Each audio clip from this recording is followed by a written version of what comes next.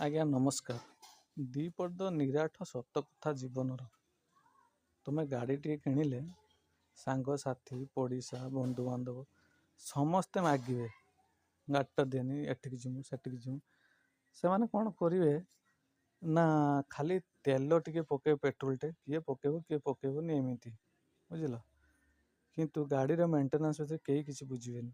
ଯଦି ତମେ କାଳେ କେତେବେଳେ କହିଦେଲ କି ଭାଇ ଏ ଗାଡ଼ିଟା ଟିକେ ମୁଁ ଦେଇପାରିବିନି, ଆଉ ଏତେ ବଡ଼ ମୁହଁଟେ କରିଦେବେ କି ସତିକି ତମେ ତାଙ୍କର 1000-1200 ଖାଇଦେଇକି ବାସ୍। ଆଉ ଯଦି ତାଙ୍କୁ ତମେ ଷ୍ଟ୍ରେଟ୍ ମନା କରିଦେଲ କି ନା ମୁଁ ଦେବି ନାହିଁ, ତାହେଲେ ସଇଲା ତମର ବାରଣ୍ଡା ଛକଡ଼ା।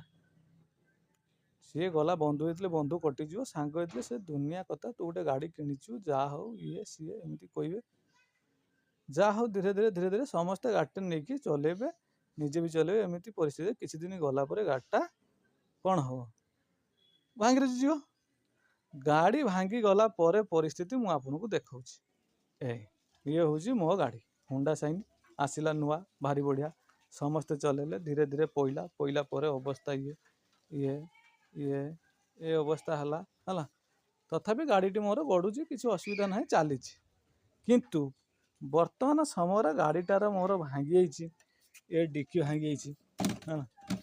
ଗାଡ଼ିଟା ବର୍ତ୍ତମାନ ଗଡ଼ୁନି। କିନ୍ତୁ ଗାଡ଼ିଟା ଯେତେବେଳେ ଭଲ ଥିଲା, ଡେଲି ପ୍ରାୟତଃ ସମସ୍ତେ ମାଗନ୍ତି ଗାଡ଼ିଟା ଦେ।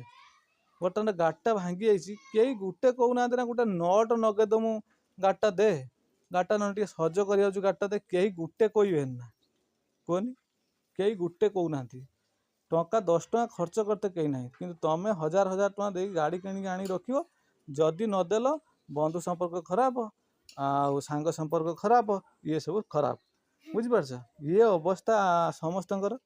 ତେଣୁକରି ମୁଁ ଏଇ ଭିଡ଼ିଓ ମାଧ୍ୟମରେ କହୁଛି ମୋର ସାଙ୍ଗସାଥି ମାନଙ୍କୁ କି ଭାଇ ବନ୍ଧୁ କୁଟୁମ୍ବ ସମସ୍ତଙ୍କୁ, ଦୟାକରି ଆଉ ଗାଡ଼ିଟା ମୋତେ ମାଗିବନି କୌଣସି ମୋମେଣ୍ଟର। ମୁଁ ଆଉ ଦେବା ପାଇଁ ସକ୍ଷମ ନୁହେଁ। କାହିଁକି ନା ପେଟ୍ରୋଲ ମୁଁ ପକେଇ ପାରିବି, କିନ୍ତୁ ମେଣ୍ଟେନାନ୍ସ ମୁଁ କରିପାରିବି ନାହିଁ। ଦୟାକରି ମୋତେ କ୍ଷମା କରିବେ।